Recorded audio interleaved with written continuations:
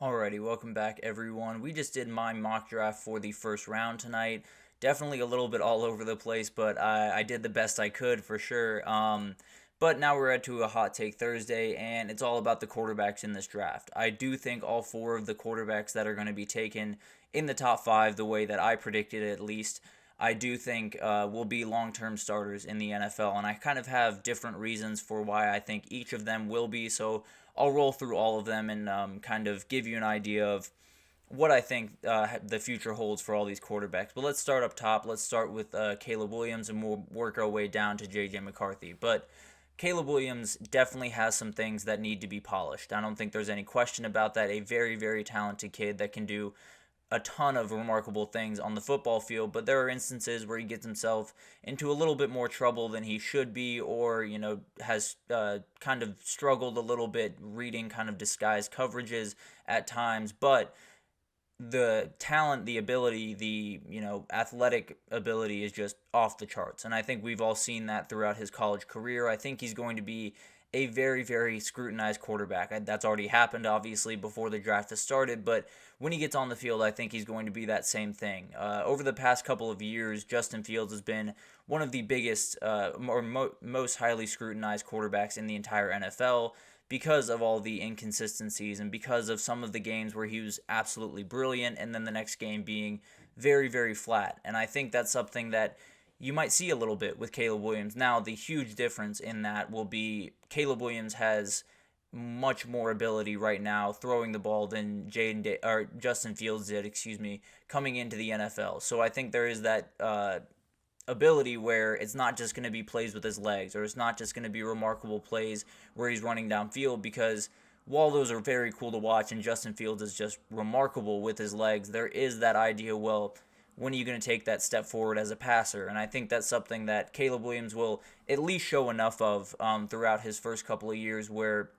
Bears fans will not be as aggressive towards him as they were for Justin Fields, at least some of them. I think there will be a lot of polarization around him, whether he's going to be incredible in the future or not so good, especially in his rookie year, because I expect some mistakes to happen. I expect him to be a little bit up and down at times, but I also expect him to make teams look dumb at times, to make defenses look like they're guessing, and make some really remarkable plays. So I think he's going to be remarkable. I think he has the ability to be an absolute difference maker in the league, and I think especially having two great veteran wide receivers in Keenan Allen and DJ Moore, and then you have a solid tight end in Cole Kmet, I think that helps tons, and it will definitely give some of his, I don't want to call him deficiencies, because it's kind of just him being as athletic as he is and kind of taking that Superman role. But I do think there are certain things that having those guys where will definitely help those a lot. But I also think Shane Waldron is a great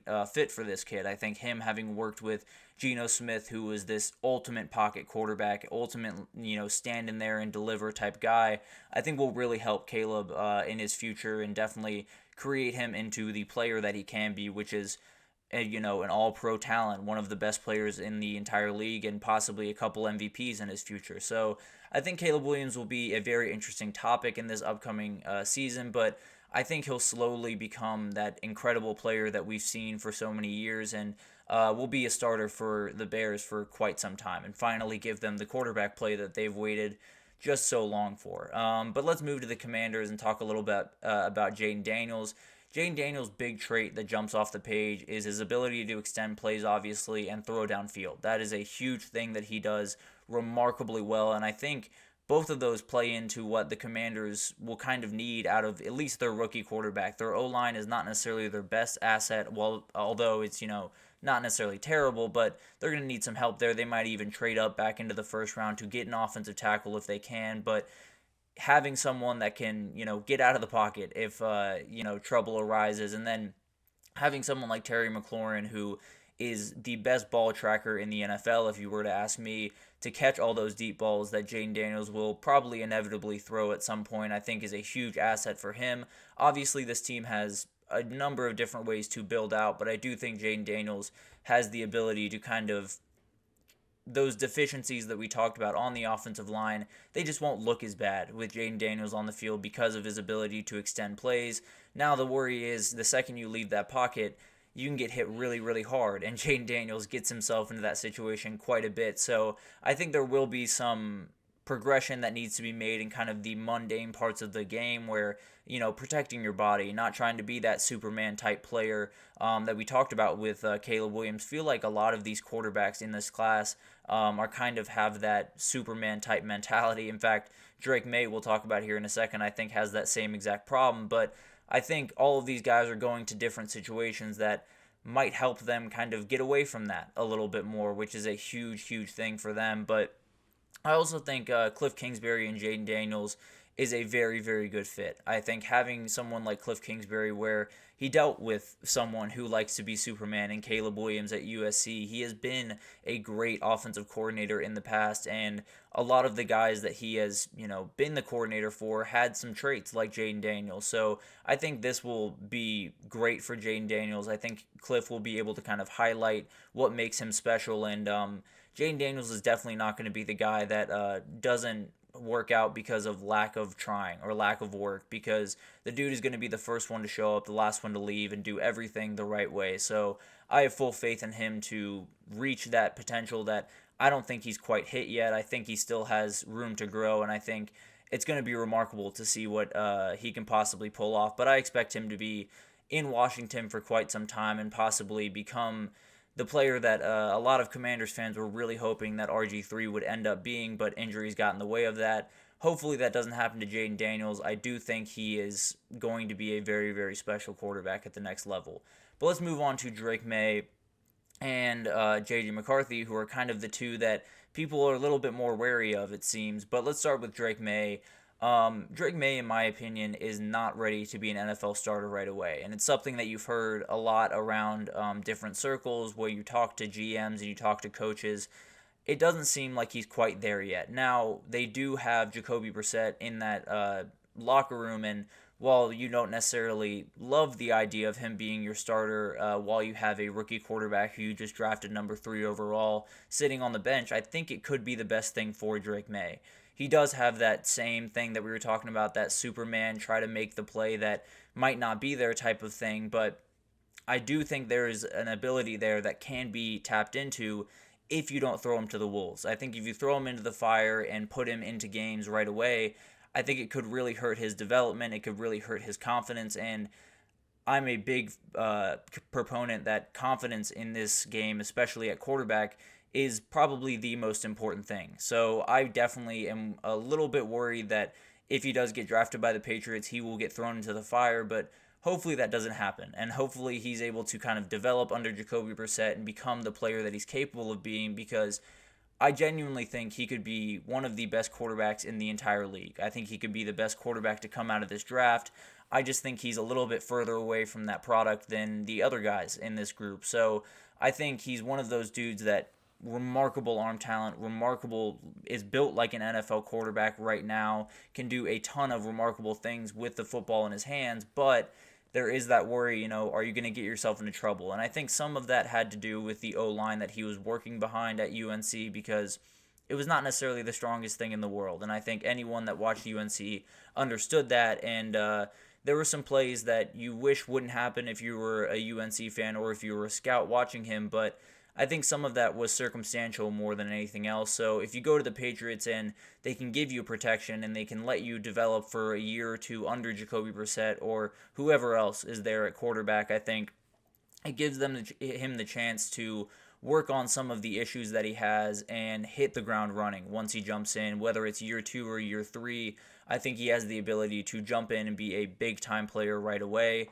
I just worry that he might be thrown into the fire a little bit too early, but we'll see what happens with him. I think the talent is off the charts. I just worry a little bit about possibly what next year could hold if he is, thrown out there and asked to start right away. But finally, let's get to J.J. McCarthy, and this one for me has more to do with the situation than any of the other 3. I think the other 3 guys have elite ability in terms of arm talent, athletic ability, extending plays, doing just remarkable things on the football field. And it's not that J.J. McCarthy doesn't have that, but I do think there is an ability to going to the best situation of all four of these quarterbacks, and that's exactly what J.J. McCarthy's getting. I think if he does end up in Minnesota, I think that would be a huge, huge thing for him. I think there's not a better situation for essentially any draft pick in this entire class, if I'm being totally honest. J.J. McCarthy is an elite thrower of the football over the middle of the field, and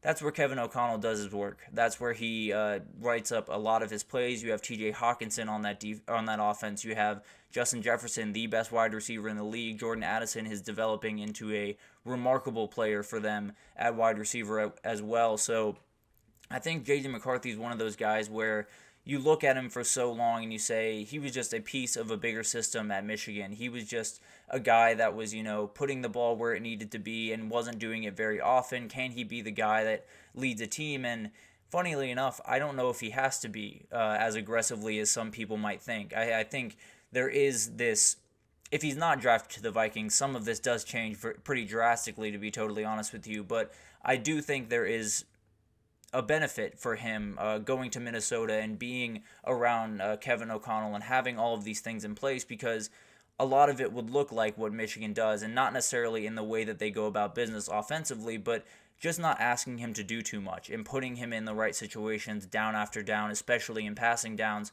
making sure that he's in a position to succeed is going to be a huge thing for him. And having all of those guys, that slew of receivers and tight ends, a really solid O-line, and a run game that, is a little bit up in the air right now, but I think will be really solid for the most part. I think he's kind of can just be JJ. He doesn't have to be, he doesn't have to be the special quarterback that Caleb Williams is. He doesn't have to, make remarkable plays with his legs, although he's capable of doing that too. I just think the Minnesota offense in particular is very J.J. McCarthy friendly, and I think if he was drafted there, he would have the ability to reach that ceiling that is really, really high for this kid that a lot of people, are not the biggest fan of. I do think he's someone that, if he's put in the position where he is in Minnesota for the future, I think it's about as good of a position as he could have possibly hoped for, and he will be in a place where he can really, really succeed and become one of those players that is a 10-year starter, sticks around for a really long time and wins some playoff games and does some really remarkable things in the sport. So it'll be really interesting to watch those four quarterbacks. I think all of them could go any which way. There's so much variation in what these guys could be and, who could actually hit. I think there's tons of people that say all four are going to be great. Some say 3, some say 2, some say just Caleb Williams. Some say none of them are going to be good. I mean, it could be that Michael Penix or Bo Nix is the best quarterback in this class. Who knows? But I do think those four guys up top are very special. And for totally different reasons, I do think they're going to be very successful at the next level and will make their teams very, very happy. Now, it might take a little bit of time for some of them, but I do think by the end of the next couple of years, you will see all four of these quarterbacks being very successful at the next level. But we'll definitely keep that updated as we go. We'll update you tomorrow with where these guys ended up and how I kind of feel about those situations, because it's very possible one of them ends up in New York with the Giants. One of them ends up in Las Vegas with the Raiders. And there's a tons of different stuff that could happen. So we'll break all that down tomorrow and give you guys an idea of this hot take still stands tomorrow. But I do think these four quarterbacks are really remarkable and will have pretty remarkable careers at the next level. But that will do it for this edition of the GSMC College Football Podcast, brought to you by the GSMC Sports Network. Your support means a lot to us, so please remember to subscribe to the show, leave a positive review. It does make a huge difference. Also, follow us on Facebook, Twitter, TikTok, Instagram, all of the social pages for all of the content and updates you could possibly need. We have so many people covering every sport you could possibly think of. So come on over to GSMC and you will have everything you could possibly need. But thank you once again for listening, and I will see you guys tomorrow.